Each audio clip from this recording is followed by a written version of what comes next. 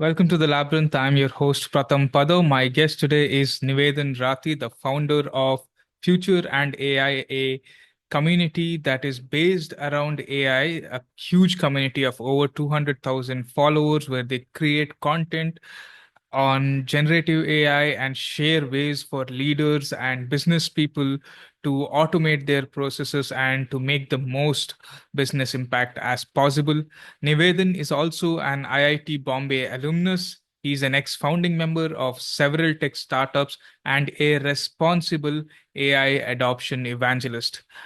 I hope you find this podcast useful. If you do, don't forget to like, share, subscribe, and comment.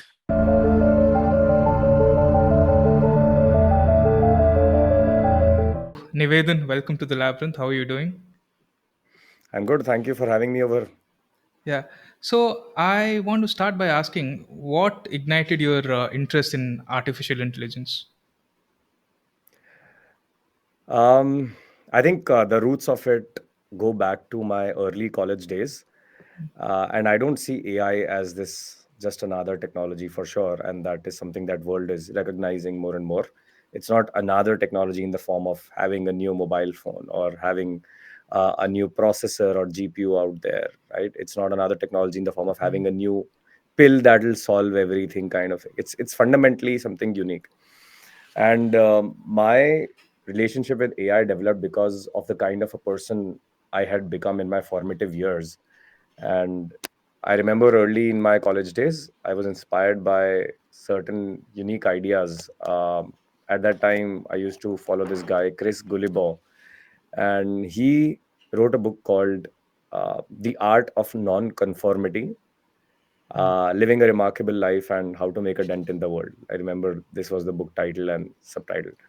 And it presented certain grand ideas around how we could design our life and challenge the usual norms and assumptions and take charge of our careers and so on, right?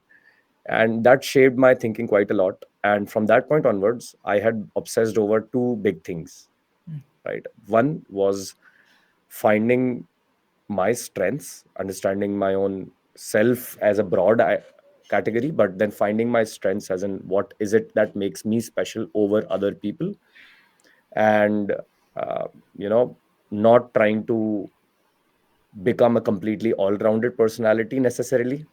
And then the other was what is the most powerful thing I can do with those strengths.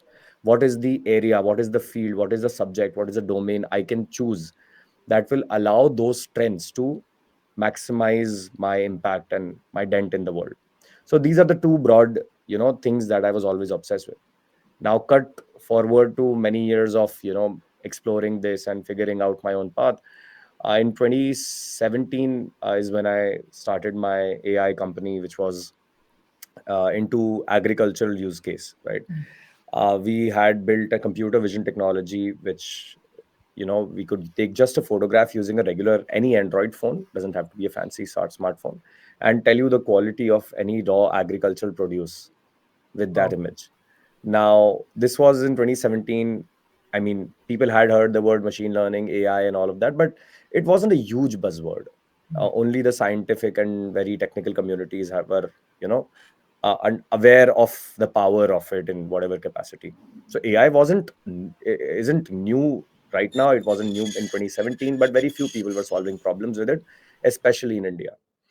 So that happened, but and we had raised funds and scaled the company, had some big clients and all of that. A good journey there. But until November 30th, 2022, when ChatGPT was launched, is when I also was shaken up, right? Even I couldn't see, as someone who had built AI products, who understood AI as a fundamental technology. I was shocked that AI has become so good that I can talk to it in natural language. It's not a small deal, by the way, right? Language of this sophistication is has been always extremely unique to humans. All animals can communicate in some form or the other, but the amount of sophistication that our language carries is incomprehensible. Yeah. And I think when I saw that happening, a fairly reasonable, levels of reasoning quality and perfect grammar and the ability to grapple with ideas, and chat GPT 3 and then 3.5 later, I realized that, I was able to paint an imagination of the future, of what things could be like, what is the potential impact of a technology like this. What I mean, the fact that machines can talk to us in our language and we don't have to talk to machines in their languages only, it is a fundamental shift in everything that we've known. So that was the starting point, and then came out the image models and the video models and this and that. So I kind of understood from day one. Actually took me a month to realize, not day one of course, but took me a month to realize that, listen, this is the most disruptive technology we've ever had. It's not an incremental one. It's not just another factory robot or machine which speeds things up. It is an inherent shift in our capabilities as humans, right? We've always had a monopoly on intelligence. Humans have had a monopoly on intelligence. We're not the strongest, we're not the fastest, we can't jump the tallest. We don't have any of those gifts. We can't see the clearest, right? We have none of those gifts. Are I mean, there are a couple more exceptions. For example, humans are the only ones to be able to stand upright and do everything with two free hands in such a proper way. It's a unique evolutionary advantage. Humans are the only ones to have insane levels of endurance. We could literally chase any animal until it was exhausted, and then we could easily kill it. These are some things which have shaped humanity in this evolutionary period. And then human intelligence and the evolution of language and ideas and technology is something that has been the most special feature of that we've had. And now comes along a technology which we ourselves have built with that intelligence, which can now do similar things, if not the same things, but similar things. And that in itself, when you look around you, everything, including this table, this laptop, this mic, this cell phone, even this building that I live in, everything's been made as a product of human mind and human intelligence. Now suddenly, when you have a different species of intelligent around you, it is bound to change things inherently. It's not the question of is it smarter than us or dumber than us. It's a question of is it a form of intelligence? Absolutely yes. Right? Can it do everything? Certainly no. Right? But doesn't matter. Intelligence is intelligence. In what it will express itself and change the world in ways, in insane ways, the way human intelligence changed. I mean, we practically rule the planet, and our we are the only ones to victimize ourselves, right? There are no bears and lions to come and destroy the climate and say you don't have enough oxygen to breathe and food to eat. It's us only who can destroy ourselves. No external entity can, until like another asteroid crashes, and or something really bad happens, when nature decides to fight back. Keeping aside those scenarios of massive scale and extermination, I think the realization that AI was so powerful, and in both ways, powerful technologies have powerful positive impacts and powerful negative ones both. They're never equal. It's not, the point is not that good and bad will equalize eventually and it doesn't matter. It's not that. I personally believe the good is much more than the bad, very in very simple terms. And I said, if this is going to happen, I'm not going to sit by the sideline and just you know let the humanities, one of the most ridiculous inventions ever, the most ridiculous phases of humanity as we're entering. I call this the inflection point, right? There are these charts in which the curve is going like this, and there is a major change that happens, which moves us suddenly into a different direction altogether. So AI is that technology, and I'm not going to sit by the sidelines. I'm going to play an active role. And then I said, what are my strengths? And I married my strengths of being able to be sincerely curious. I have always been someone who has been obsessed about asking questions and rigorously asking questions, obsessing over these questions. I'm going to deploy this because someone like me would have a strength in every time something new happens in the world. I will always have an upper hand because I am just inherently more curious than most people, anyone I know, for that matter. So I'm going to leverage that ability to sincerely question everything, rigorously question everything, and then also become like a double quote public educator, because I find this fascinating. I want to share it with the world. I want to also warn them of the risks that come with it.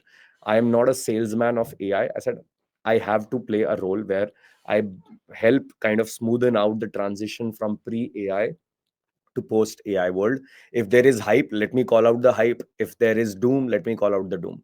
So that's the role I said I'm going to be the rational player in this, new world that we're entering. And that's how I got into AI. Yeah, so I think we've already established by now that AI is a powerful tool and can rival human intelligence. And you have mentioned about this, about certain risk factors. So since we can now conclude that AI is a powerful tool, what are some of its risks that you think should be of concern to us?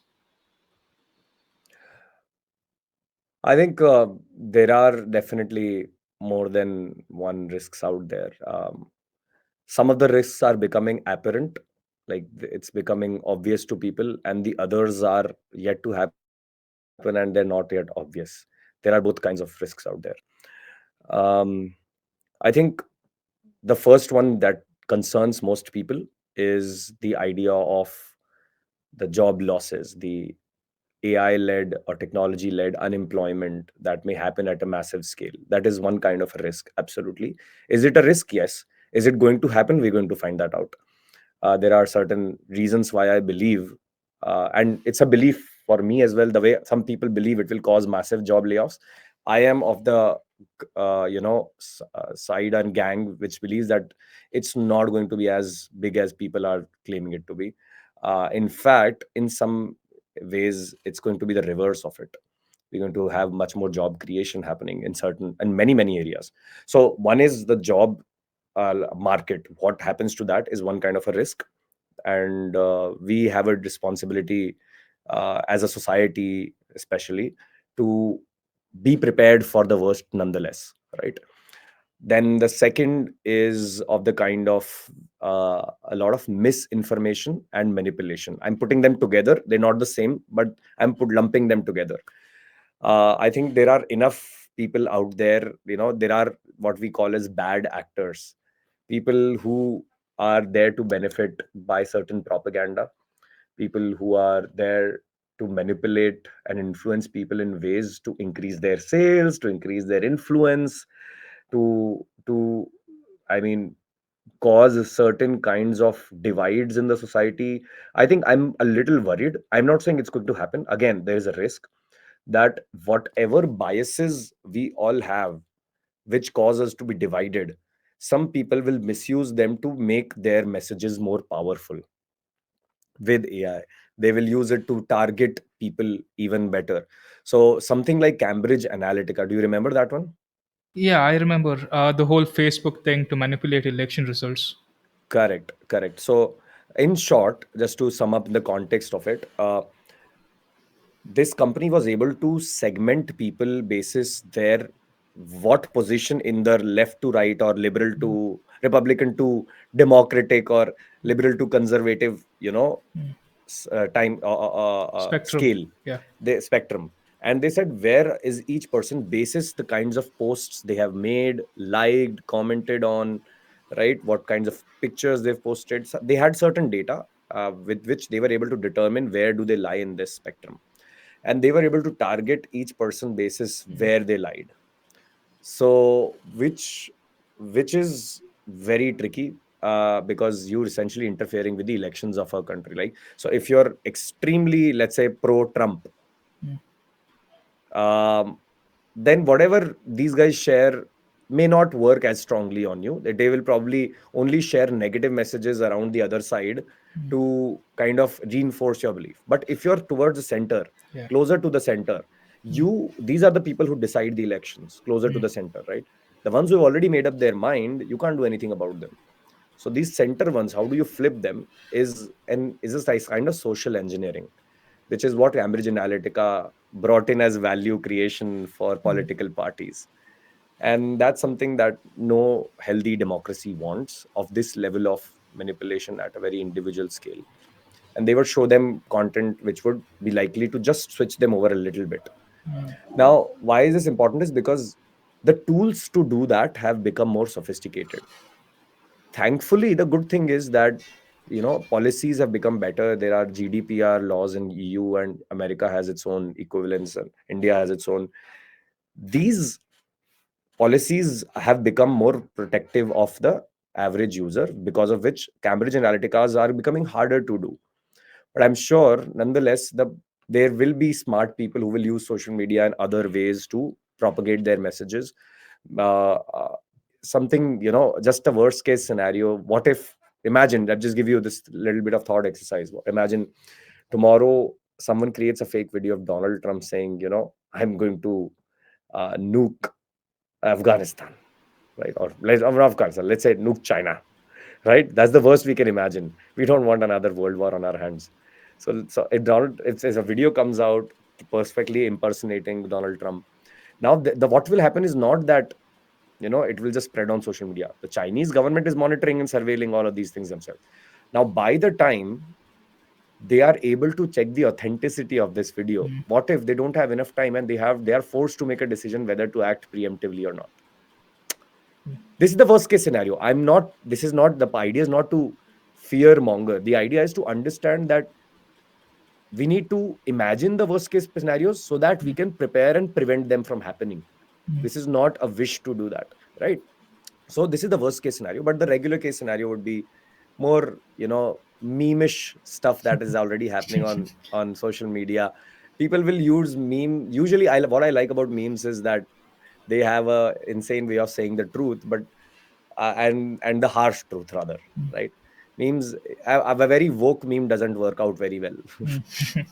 but, but an anti-woke meme, has Yeah, garners more true. response, right? So because it is easier to have a sarcastic mean undertone to Mm, it. But nonetheless, I think so. Misinformation and manipulation is something that I'm worried about. Some of the political players will certainly use it. I just hope that the platforms on which they're going to do it find measures before mm, this becomes a problem. Thankfully, we've had Cambridge Analytica already, so the second one is less likely to happen at this scale, at least. And then the first one that I had already mentioned was around the job market, and I think that we should have some genuine reasons to worry about it. But the more you study the technology, core technology of AI, the more you would realize that a part of it is definitely hype. mm, A part of it is definitely hype, which means that some of the capabilities of AI are being over projected and over um, uh, leveraged probably, and done. There's a lot of PR that is happening in media by the people who have the most to win, whether it be Microsoft, Google, Facebook, or OpenAIs of the world. All of them kind of are incentivized to keep pushing their stock. So this is a conspiracy theory in that sense, that mm, they have an incentive to just say AI is awesome and try and shush about anything that says AI is not awesome. mm, And the thing is that that doesn't mean they're evil, by the way. mm, That means that this is a simple case of incentive. It's kind of a game theory. If you don't, then someone else wins. mm, So it's better that you also risk everything and play that game at the cost of losing, at the risk of losing, right? Where if Microsoft says no, no, no, AI is not very powerful, suddenly investors will say no, no, Google shows more promise, let me move there, right? mm, More users might move there. So it's a little tricky situation that these guys have been put in. So I'm coming from a place of empathy and not a place of accusation that mm, these guys just want to make money and they'll sell AI whatsoever. I don't think they have a choice but to sell AI. This is like a game theory challenge, that if you don't, you lose for sure. But if you do, especially for Microsoft, which lost out the mobile race completely and horribly, mm. they lost out the mobile race, and they have been very aggressive since that mistake, because they don't want another Android moment to slip them by. Okay. Okay. So you spoke a little bit about job losses. I think this is just one man's opinion. Sometimes I think that certain jobs deserve to go away, especially if the person does it in a very incompetent way. I'll give you an example, and maybe I'll offend some people in the process. But if you've been to Bangalore, which I know you have, that city is known for some of the worst rickshaw drivers who overcharge people, scam people. So if let's say if we can replace the rickshaw drivers of certain cities that are where they are known for scamming people, if we can replace them with AI driverless autos, that wouldn't be such a bad thing. No, no, I completely see. I what I can agree with you on completely is that I wish these guys had some manners and some basic courtesy and etiquettes, because that's like it doesn't happen anywhere else easily. Yeah. I'm sure there are exceptions, and I have not been to. Let's say some people have told me that Chennai is not very welcoming to North Indians. I've now heard this. I don't know, but Bangalore I've experienced. It's not a North India South India divide to me, as well as they're generally just a little bit of assholes. I'm a South Indian and I'm complaining about this. So imagine. Yeah, yeah. So there you go. Which part of South India are you from, though? I'm born and brought up in Mangalore with an M, but I spent most of my adult life in Bangalore, and even I get Got it. harassed by rickshaw drivers. So that's how bad it Exactly. is. I never faced a problem because they said, like, I mean, ki, and I'm speaking Hindi, or I called them bhaiya. None of that. I didn't Yeah. experience that. So thankfully I didn't experience that. Let's just put it this way, because some people said typically supposedly if I don't speak Kannada, then some people really get offended and stuff. I haven't experienced that personally. Also, I'm probably a bit more optimistically biased, which I would assign it to something else, Mm, saying probably I just look funny today kind of thing, right? Just let it go. But I remember standing next to the auto rickshaw stands and waiting for my Uber for 20 minutes and mm, not looking at these guys, because I had had such bad experiences with them yeah. that I stopped asking kitna paisa loge. Like I stopped asking how much Mm, will it be, and no, no, can we do it lesser? I stopped doing that after two, three, four times of extremely bad responses from their side, and having consistently bad experiences of four, five times. It's not like five experiences good and one bad, and I'm being, mm, this. No, my five experiences all bad. mm, Right. yeah. So I said, I whatever happened, I will stand here entire night. I'm not going to go with Yeah. this guy or any of these guys. Is the level of, I'm sure one of them was probably nice also, but I'm not going Mm, to go out on a discovery of finding one nice man out of a sea of this. true. Right. So coming back to the question, some jobs need to deserve to go ahead. I think a broader idea here is this: as first, I'm an absolute capitalist. Yeah. Okay, which means I strongly believe in this, like that capitalism and free markets done the right way, and of course not crony capitalism, Mm, because people all the time are upset with capitalism because of crony yeah. capitalism is the problem. And I'm like, we all hate crony capitalism, man. Don't tell me that this water is like all water is bad because this water has some mud in it, Mm, right? That's not do that random generalization. Humans are going to be corruptible. There'll be corrupt humans in communism, capitalism, socialism, wherever, right? So let's not mix that bit. But it's the why I'm mentioning capitalism is because I truly believe that we have based our entire society on the idea of value creation and value exchange. We do care about high quality goods and services. They are the bedrock of, the ability to produce goods and services of high quality is the bedrock of our civilization over. And any technology that lets us do that better, more efficiently, make the quality better, make the speed better, whatever all the parameters on which you're supposed to evaluate the quality of produce or production, all of that, as long as it's being supported by tech, it's secondary that humans make it or machines make it or a hammer makes it. mm, Which humans have worked with their hands 100% anyway, right? We've always had some tools with us. The tools have gotten sophisticated over time. Now we feel overly protective when our intelligence is the one to be questioned. Our I mean, I'm sure some of the really talented tribesmen and tribal people would make, boats with their hands and ropes. We don't want to live that world. Like, we mm, don't. Simple as that. People say that we have come very far from nature. I'm like, yes, because we wanted to.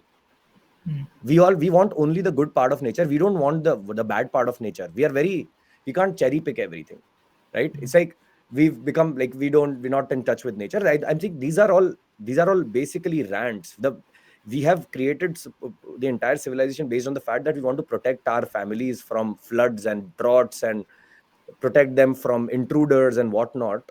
And then suddenly when we have better technology, we're like, what happens to my job now? It's okay that I'm like, are you going to mm, compromise on your safety now for protecting your job?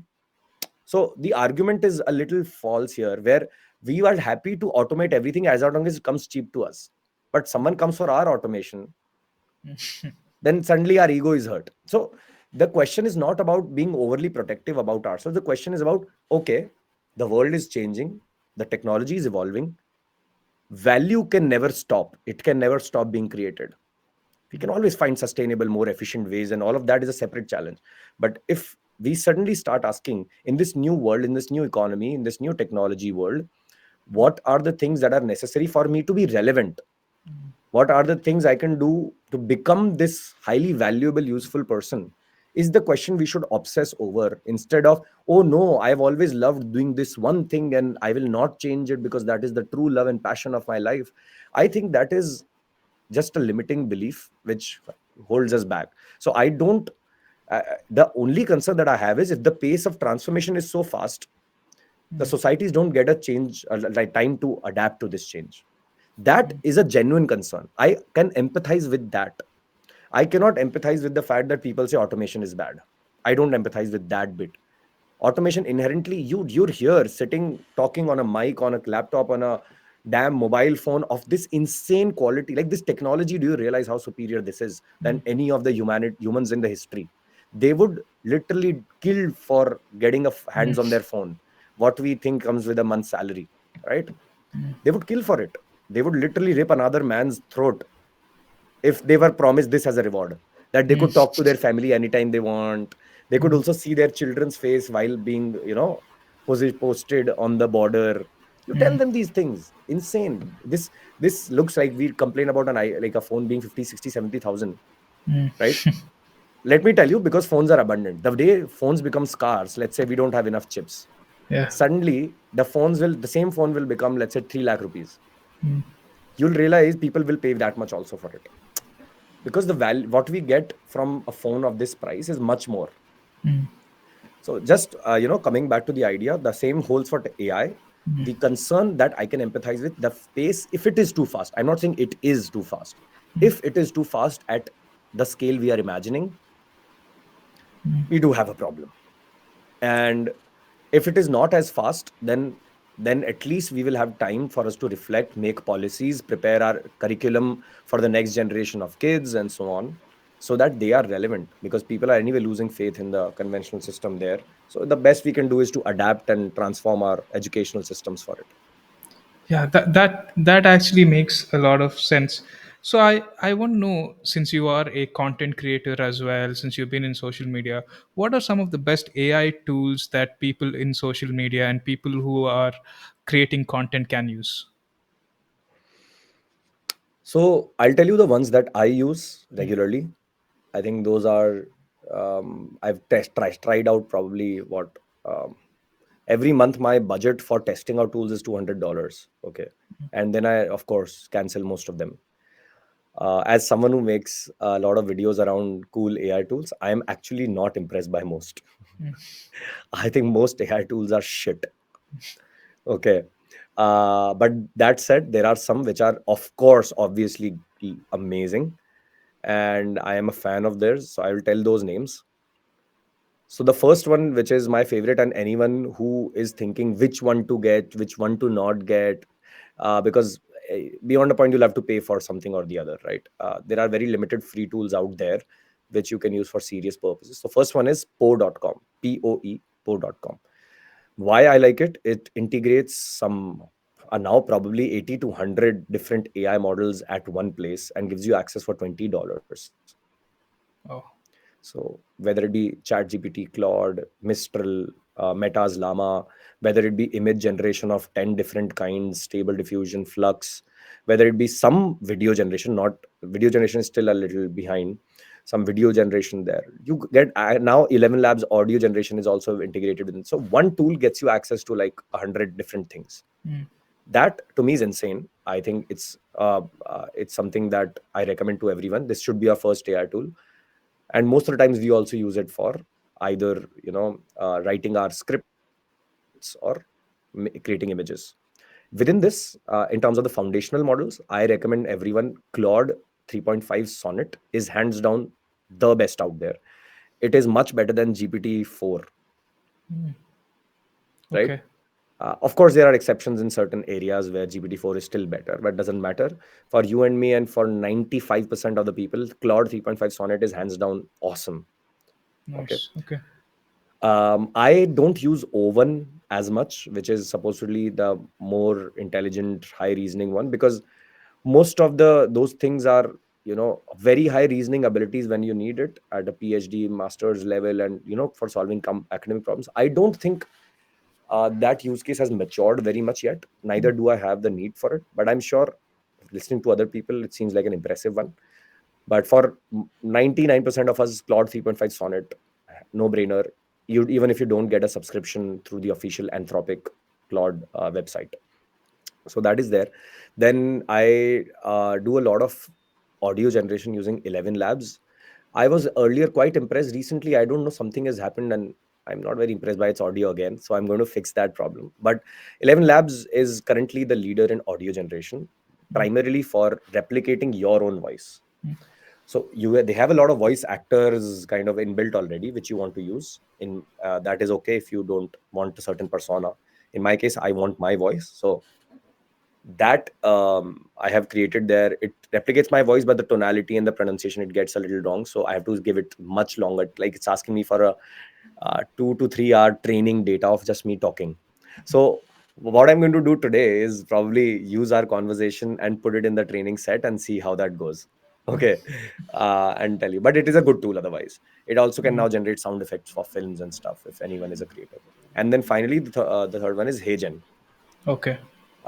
It's by far the most crazy tool because it creates your video avatar fairly accurately. I'm sure you've seen a few people already using it now. So these are the three that I recommend anyone who's a content creator. But if you're not a content creator, Claude 3.5 Sonnet and basic image generation, even on your WhatsApp Meta, right? The Meta Llama that they have integrated, I use it for most of my casual needs. Quick, kind of, it's equivalent of quick Google for me now.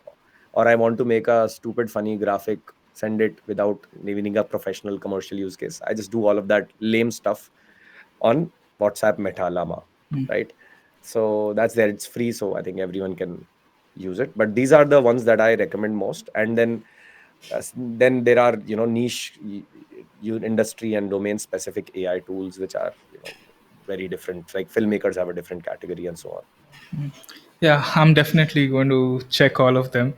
Another place where AI is taking over, which is of concern, is human relationships. It's having a huge impact on human psychology as well. Someone jokingly told me weeks ago, you should try this app called Eva AI, and I didn't even know what that is. So I just downloaded the app, and I've deleted it because it's so weird. I think there are these apps like Replica and Eva AI and all these so-called AI girlfriend or AI boyfriend apps where you can talk to them. And there, ever since COVID happened, the loneliness epidemic has exploded. A lot of people work from home; they're alone, and people are getting too paranoid to get into commitments. They don't want to pay alimony to a human wife, so they want to replace human relationships with AI relationships. What are your thoughts on this? So I think, honestly, this is going to be an unwarranted, massive scale social experiment, and we're all going to find out what it lands up into. I mean, for anyone who's been in the AI space for a while, has definitely seen the movie Her. Yeah, Right? Have you seen the movie that definitely. HER? Her? Yeah. Right? I think it's a beautiful portrayal of what it could look like. I think they've not overdone it at all. Right? It is a possibility. It may not happen in the exact same way. Now, uh, all the psychology and sociology knowledge that we have so far says that it's not the smartest idea overall, right? But then I think the balanced way to look at it is this: there is never, I'm not a fan of taking a complete extreme side of complete ban or complete go for it, like, kind of a thing. I think it's clear that, number one, assuming this becomes really as satisfying as we are thinking in an emotional sense, if it does indeed plug those emotional holes that unfortunately were, drilled into us as children, or something happened with us, or like, someone is not able to form like authentic relationships very easily. I think, as long as that has not happened, most people will anyway not be attracted to this in the first place, right? um, it will be more like voyeurism, or maybe, once in a while escapism into it, the way we escape into our games today. It's a game. Like, there are different kinds of games. There are racing games, there are violence games, there are different kinds of, shooting games. I think we have to start looking at it like a romantic emotional game category, but it's a game. So will people play it? Yeah, definitely. Will they play it for fun? And I don't see anything wrong with the fun angle of it. But what happens when the dependency and the addiction becomes more, the way it does happen in some games? So there is going to be a new class of problems that are going to emerge around emotional dependence on machines. Psychologists have the most golden era to be living in. They'll be rich. Psychiatrists, counselors, they. I have a feeling that they might get replaced. I don't think so. I don't think so. Not so easily. I'll tell you the. Let me cover the bad side of it first, and then I'll come to the good side, where I think there is a possibility what you're saying can actually happen. Um, uh, and again, for the good of it, because we care about the outcomes. We don't care about the methods to the outcomes, right? If my if these things have the power to cause mental health challenges, they do also have the power to heal. By the way, and what that means is it's much of a function of how the game is designed, right? And it's less about the player and more about the game designer, in that sense of what goals they are taking in as a part of the intersection. What do our milestones look like, right? And this is where I have personally been working on a prototype, and I'm happy to share that publicly, even though a part of me says no, no, let's keep it secret. But I'm like, I am a believer that ideas should be all open and free for all. So I think the fact that we can have a machine be able to interact with us empathetically, with a certain degree of emotional sensitivity, right? It's not a small deal. A lot of people have actually been deprived of genuine human connection, and not because of their fault, man. Simply not because of their fault. So whatever aspects of their personality, of their brain, of their neurochemistry, and of their, whatever belief system they've developed as a virtue of their upbringing, and whatever their life has been, there is a possibility that we could scale healing and emotional development for children and for even adults by the virtue of such emotionally empathetic machines. And that to me is extremely beautiful, right? The world likes to imagine AI girlfriends are here, we're all over. I'm like, wait, first, what is that? If we break it down, what is an AI girlfriend? It's a human like figure which seems to care about you and is sensitive to you. We want that person with us in their life anyway. And only if I'm missing out on something like this will I turn to it. It's okay that someone turns to it, by the way. Perfectly fine, I think. It should not be a matter of judgment in that sense. Until unless you're getting addicted to it and it's all voyeurism, and it's you get the idea. There is a way to judge whether you're dependent and kind of gone too far. That's a different problem. It's like a little bit of alcohol, cool. Get tipsy, cool. But then you're getting sloshed in the middle of the party, dude. You have a problem on your hands. That kind of a distinction I would like to maintain. Being tipsy, there, who cares? If, as long as you're not doing it every day, ruining your own life and health, and who cares, man? I'm a proponent of being responsible with whatever fun and adventure you do. That's it. Do it. So, I think we could, for the first time, have machine-based systems which could do social emotional learning. SEL is the class of problems. A lot of kids, they are taught physics, maths, this and that, and they don't know how to communicate properly. They don't know how to express their feelings, emotions. They don't know how to listen, and how to listen to others, and how to be heard by others.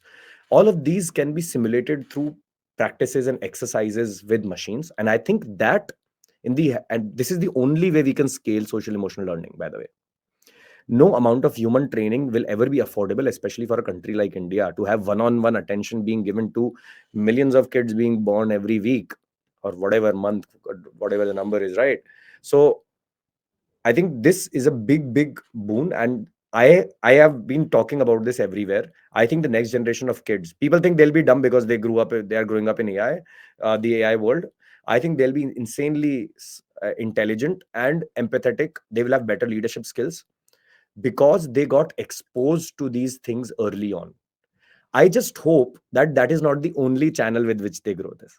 This is an important channel which democratizes access to everyone, but then they also should be supplemented with real world scenarios of human situations and training opportunities as a follow up to it. That I hope happens. Otherwise, it will be an incomplete solution.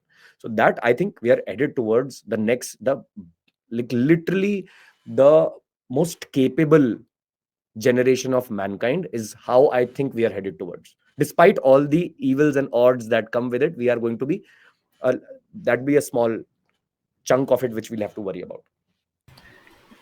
So, another thing that I have been thinking about is, can AI actually empathize with human emotions? And if they can we conclude that they're sentient? I think we're mixing two things. We're mixing two things. That will depend on first how we define empathy and how we define what does it mean to empathize, right? And if you were to ask this question to a psychologist, you know, they would have a definition, textbook definition. I don't know the textbook definition of it, but I could easily break it down into certain components, right? The ability to empathize is the ability to listen, to be able to relate, to be able to mirror um, the emotional expression, the emotion as well as the expression of the emotion, be able to respond to that in a way that the person in front of you feels heard, feels understood, right? I think that broadly is empathy. It may not be a technical textbook definition, so we'll let that go for now. So if we see the system from the outside, right, and if this person does feel reliably heard and understood by their device, and they do see a difference in how they experience, and which is yet to be seen, I'm not saying this will happen. If that is, if that can be proven to an extent and systems can be designed for it, what's uh, I do think that machines can empathize, right? But does that mean they require sentience to have empathy? I don't think so. um I don't think so.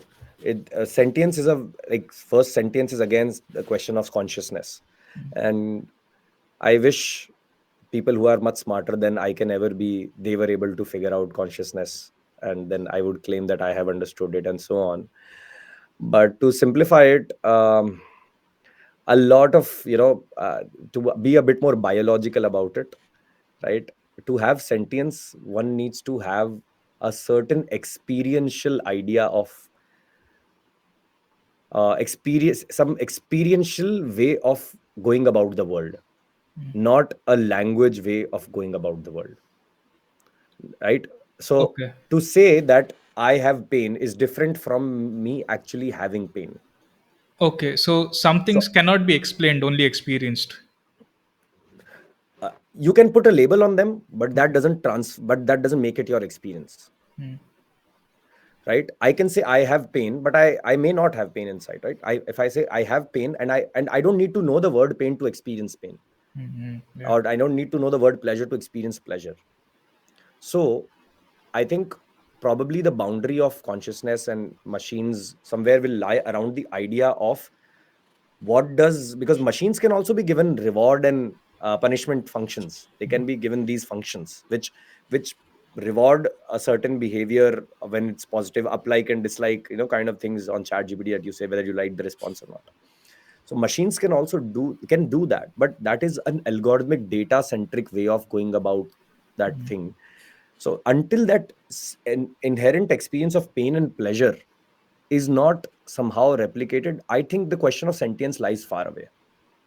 Now, this is something which I understand that may not be, like, I'm sure this is going to be very different a way of processing for many other people. I have tried to distill it down to the very biological ways of, experience here. And I think that should be a metric by which, so machines can sound empathetic, they will almost be empathetic. When I say almost be empathetic, in the sense that it will make you feel that you were literally heard to or listened to and be understood, because they will make you feel that way, but they would themselves not feel that way. So they don't need to feel a certain way to be empathetic to you, which is surprising, which means that sentience is not a necessary condition for empathy. I don't think so. Okay. Okay. Yeah. These are all fascinating things. We are mixing, I think, multiple streams of knowledge. We're going more into psychology and philosophy rather than AI. But you've been in this field for quite some time. What is something that excites you the most in the upcoming year with regards to AI? You mean specifically 2025? Yeah, 2025. So I think we've seen 2024. We're just towards in the literally in the last few days of 2024, and 2024 was the year of the coming out of foundational models. Really, 2023 was the seed where we saw that, oh, something's happening, something's about to happen. 2020 like, okay, this is becoming real, this is becoming real, right? This was the kind of response. Foundational models were the highlights. I think we are far away we were very far away from the application layer in 2024. Like, there are no super impressive applications of AI that have been out there, exceptions aside, as I told you about some of these. When I say application, essentially something that solves a problem vertically end to end kind of a thing, right?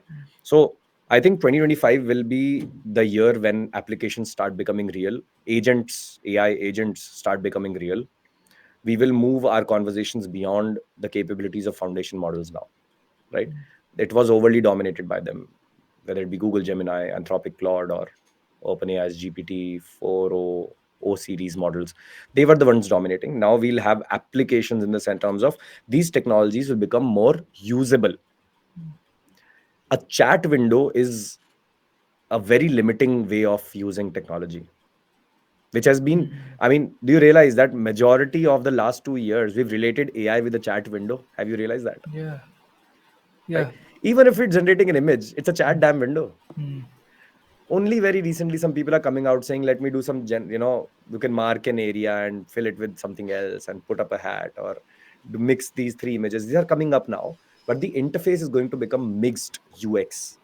We'll chat some, we'll click somewhere, we'll drag and drop something, we'll operate in some conventional ways and so on. So I think we're going to see a lot more applications which are mature. I am super pissed at the quality of applications that are out there till date, but I'm also aware that this development is yet to mature. It's okay, it's in the cycle, early in the cycle, but these companies are shipping features right, left, right, and center now. So within the next 6 months, I would see some major applications making huge revenue, and by the virtue of generating huge value for their customers. So some of these I've mentioned already: HeyGen, 11 Labs, all the creative ones, image and video generation and audio generation, sound effects and video effects. So the video industry, the entertainment and media industry overall, is the one which will find a lot of use cases coming out. There will be an explosion of YouTube channels full of insanely well told stories. A lot of them will be sci-fi, actually, because this ability to create is favors more harder to produce genres. Sci-fi is very hard to produce, it is very expensive. Animation is very hard to produce, it's very expensive. These are the areas which will become democratized. So filmmaking is going to be, seeing the early days and an explosion of I will things will happen on YouTube. Netflix and Prime, all of these guys, by the end of next year, will have AI special series coming out, mark my words. I Hmm. don't know, I don't have any internal news, I'm just saying it is stupid if they don't anyway. Hmm.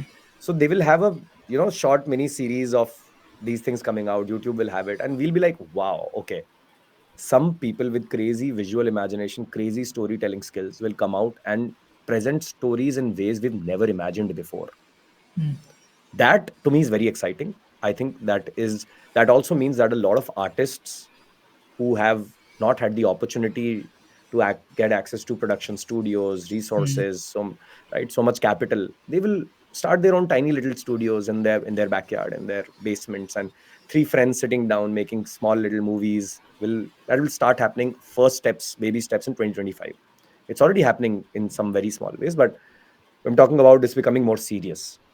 Okay. So that is one, filmmaking. I think um, uh, as I told you, the agents world is going to explode as well. For those of you may not understand what agents are, so an agent is basically a near autonomous system which is able to understand the entire context of a workflow, like a process, make decisions which a human was taking earlier, to a certain degree. Like if there were 10 steps, maybe the agent can do all 10, maybe it can do 3, it can do 7. But an agent is now replacing the small simple judgment areas that humans made earlier. And within agents, like this is a like this is the same as RPA, the robotic process automation. It was the one that was very popular. You're from the finance world, so you would know that RPAs have been used for data entry typically and scraping. These are the ones, but they were standardized, highly structured use cases. Agents will make non-standardized, simple intelligence and simple creativity use cases more feasible now. Okay, so Okay. that world is going to be seeded. We'll see agent marketplaces coming up. There are already some, but they are very nascent right now. You'll have agents integrate, like, first integrations of agents will happen with your Siri and all of that, where you'll just give the way I, for example, I always set my commands with audio. That, hey Siri, like I'll make one. Hey Siri, set an alarm at 10 a.m. So just set an alarm. Now this in a way is a simple agent. Mm. Yeah. My agent, I can say, change the 10 a.m. alarm to 11 a.m. It will do that. So we've had agents always. They were just not like this. This was very basic, Mm. primitive, atomic form of agent. We'll have much more complex ones. So I think this is the trend we're going to head towards. All SaaS tools Mm. of the which are the popular ones, larger platformish SaaS tools in most domains, will integrate these ideas of agentic decision making in their core SaaS platform at multiple points. And this is where I think on one hand AI creates new industries and opportunities. Actually, the old industries which have already been dominated by certain SaaS tools, Mm. they will not let new players breathe very easily. I'm not a Mm. very optimistic on this idea that someone will come and completely disrupt the sales CRM industry. I don't think so. Mm. I mean, it's unlikely, man, that AI is by alone is sufficient for disrupting CRM, let's say. Okay. Right. Okay. So we've already spoken about job disruption and job creation that AI can create, and we're both ardent capitalists, I believe. So to help individuals make the most of this, let's say an individual is looking for high-paying AI jobs because he knows that this is important. What kind of upskilling should he do, and where should he go looking for the right jobs? Here, I think first we have to define the idea of AI jobs, Yeah. right?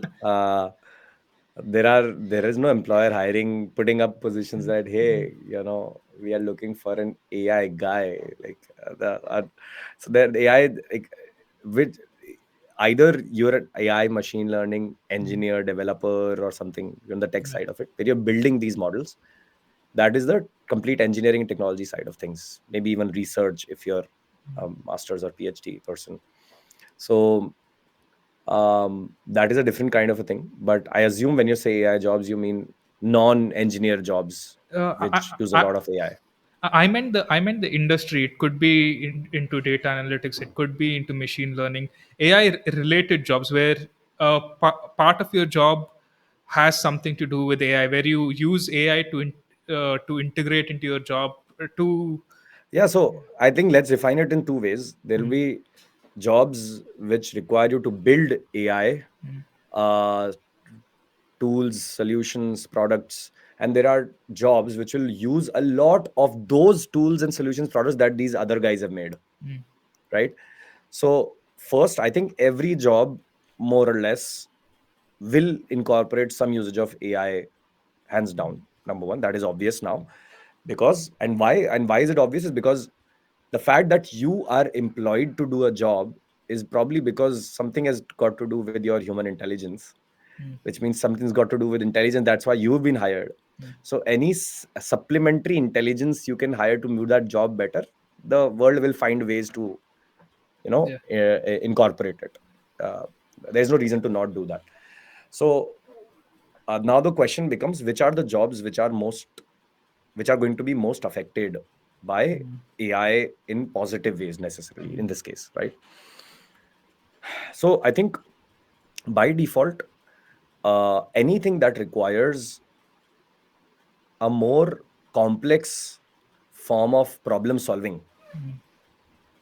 the more abstract, the more complex, the more strategic the problems that you deal with are, the more interdisciplinary those problem areas are, the more you as a human labor will be valuable. First of all, the world is moving towards this new kind of a job category which I call as the AI generalist. So this is the very important takeaway, I think, for whoever's listening to this. So I think I like to talk about this idea of the AI generalist. We've had generalists and specialists always, right? And we've kind of been living in a specialist's world broadly, where we are usually paid for specialist skills, and then there are super senior managers who are more generalists. Now, because of AI, many skills will get a little commoditized, right? They will become less valuable than they were before because they are elementary individual skills. And we will have specialized AI tools to do those skills either fully or partially. So the skills, individual skills by themselves are going to drop in importance, which is where the concern of job market also comes in. The safety here is, I don't think AI is anywhere capable to replace 99, like replace a job completely, except for these 1 to 3% of jobs which AI can replace completely. 90 to 95% of jobs you cannot replace them completely. You'll replace them partially, yes, which means the humans are still not out of the loop. So um, whichever problems require more complex problem solving, so we are entering into the world of micro entrepreneurship, because if I am a complex problem solver and I can send out agent 1 to develop my website, agent 2 to kind of go create my social media accounts and publish one post every day on a certain theme, and I can deploy agent 3 for my SEO enhancement, right? You see, it requires me much smaller capital to start my business now, which means I'll need to have judgment. The agents will come do the job and come back, and maybe I won't get performance, which means I will need to understand SEO also, and website also, and product also, and sales also. I will need to know so many things to be more valuable in this world now. The flip side of that is I can do my own business in much lower cost. So we'll see a boom of micro entrepreneurship. A lot of very capable people from the MNCs and from the big companies will start breaking off, and they'll start their own tiny little agencies or freelancing. That trend is already there, but it'll get further expounded because I will now say, you know what, I will only develop your app and I will only market it. You give me lesser money than that guy, whatever. Or vice versa. I can do all of that. I will charge more, but I will do everything at one place. You don't need to talk to 7 people. Now that makes you unique to be able to do multiple things in one brain and a bunch of AI tools, whether it be for entrepreneurship, whether it be for freelancing, right? Whether it be for us, for a managerial role in a large company. I think we are headed towards an AI generalist world. The value of specialist skills will go down, but super specialists will always be valuable. And a guy who's an expert in SEO, you will not be able to beat this guy because he or she will also use AI tools only, na? Yeah. So I think we're headed towards a world where broadly being a generalist is the smartest bet we can make. Develop the skills for complex problem solving, for presenting your ideas in a compelling way, right? Being able to curiously understand and grill and understand the nature of reality of not just your market, but honestly the reality of the world. You need to understand the laws with which things work. If you can do that, you will be able to operate at an abstract layer of thinking which most people cannot. I think that is a superpower now, and there is a reason why I also create content, because I think it allows me a chance to grapple with complex ideas and be proven a fool every now and then. I will put out, let's say, a few ideas today which will turn out to be wrong later. um, Completely possible, and then I'll be saying, ah, damn man, I learned a new thing. This is Mm, how I would look at it, right? But if I'm going to be overprotective, then mm. uh, I mean, what's the point? So yeah, there, I think that's the kind of skill set one wants to develop. And just to sum it up, actually, I think the most, after complex problem solving, I think the most valuable skill will become leadership. Okay. It has always been valuable. Leaders are the most important people, hands down, because they are the ones to drive change from the front. I think I have a lot of respect for that. Most problems we see in the world are not of technology, are of good and bad leadership. Okay. uh, Who are some of the current leaders who you have a deep respect for? oh, that way. Oh, I love Elon Musk as a example of a leader, Obvious. hands It down, was like, yeah. hands down. I just think this guy, if there is one person on this planet who is hiding amongst us as aliens, it has to be Elon Musk. I'm hoping he turns out to be alien, because he makes me feel like a fuck all human. So if I were to start comparing, it is just a feeling full of misery and all of that. But anyway, I look up to this guy. I think he has the balls and the courage to say the things he does, the problems he takes up, and this ridiculous amount of conviction, the amount of clarity this guy has in whatever he does, why he does them, and the ruthlessness of execution. People tend to notice his rants on Twitter. What do you want? The most insane, like insanely capable person in the planet to be just as uh just the same way as you when it comes to Twitter suddenly. So anyway, I just find it ridiculous that people only want to cherry pick the best of someone and can't deal with these funny little things that he keeps doing. So that's ridiculous. I look up to him a lot. I think that's there. Until a year ago, I thought Sam Altman was cool. Yeah. And now, do you believe that OpenAI AI is sort of an unethical or a shady company? What are your thoughts on that company? If I were to express my true opinion on this, OpenAI will never sponsor my channel, man. It's a Oh, million okay. dollar question. Okay. No. So I think OpenAI has unfortunately, done a lot of damage to its own credibility for sure. Yeah. There is no ambiguity around it. They've done a damage to their own credibility. I am not a big fan of Sam Altman now. Mm, Uh, uh, uh, and there is just too much that has happened. The entire, practically half the leadership of OpenAI has left. yeah. They couldn't deal with whatever was happening. There are constant complaints and whistleblowing around the ethical practices and safety uh, considerations that are being done. Yeah. Some of them have left Uh, the company. Some of them have left the world. yeah. And yesterday, no, day before yesterday, I posted a reel Mm, which was covering the recent suicide of Suchir Balaji. mm, This is a young guy, Indian origin guy, who was in the team which was responsible for sourcing the training set. mm, And he said, I am blowing the whistle, man. I don't think this is right. He was doing that for 3 4 years. And then whatever must have happened, he was going to go to court for showing evidence of OpenAI's malpractices on sourcing data and copyright laws and all of that, which is a big concern for OpenAI right now. That's an existential question for them, it seems. And turns out he committed suicide in his own house. Suicide. yeah. Then that's what we are supposed to believe. Yeah. So anyway, I'm not a big fan of conspiracy theories by default, but then I mean it's looking right in the face at this moment. Yeah, sadly. Yeah.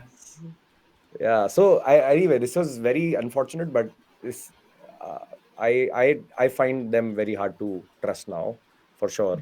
I if I was given a choice, in fact, I'm become a big fan of Meta for that matter. Mm, I wrote a post a few months ago saying I hate the fact, and I'm going to come out in public and open to say this statement, but here I go. I have started liking Mark Zuckerberg. Okay. The man, the most hated man on the planet, I've started liking him now.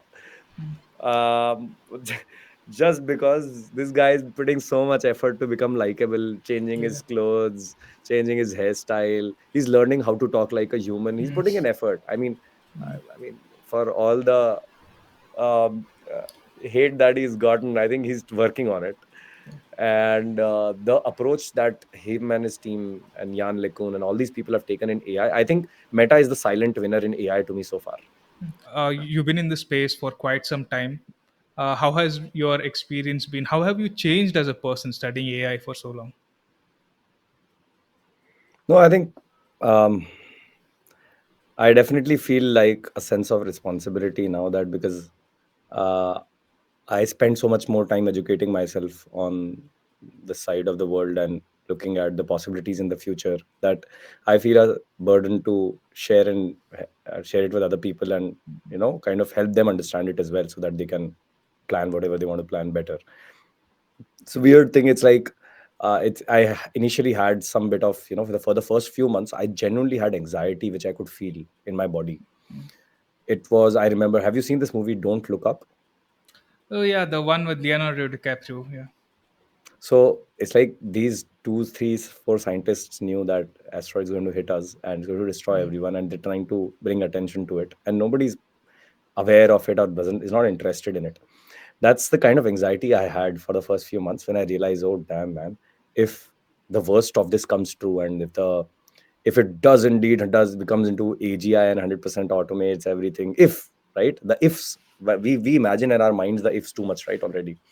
So I said, damn, if that happens, we're talking about a lot of dramatic you know instability in the world and society and whatnot.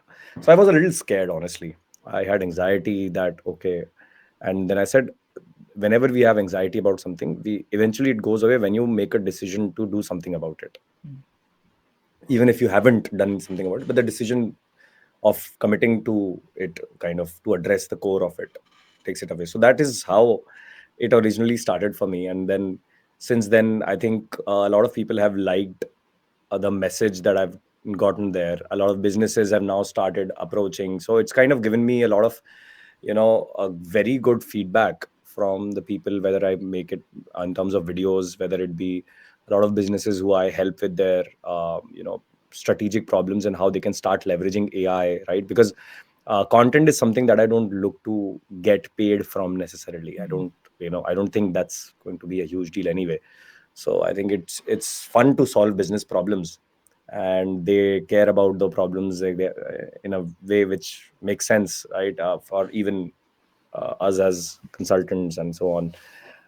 So I think I have definitely found my niche here in terms of helping people make sense of it and adopt uh, the latest technologies out there, and become like the mouthpiece for future and technologies in that sense.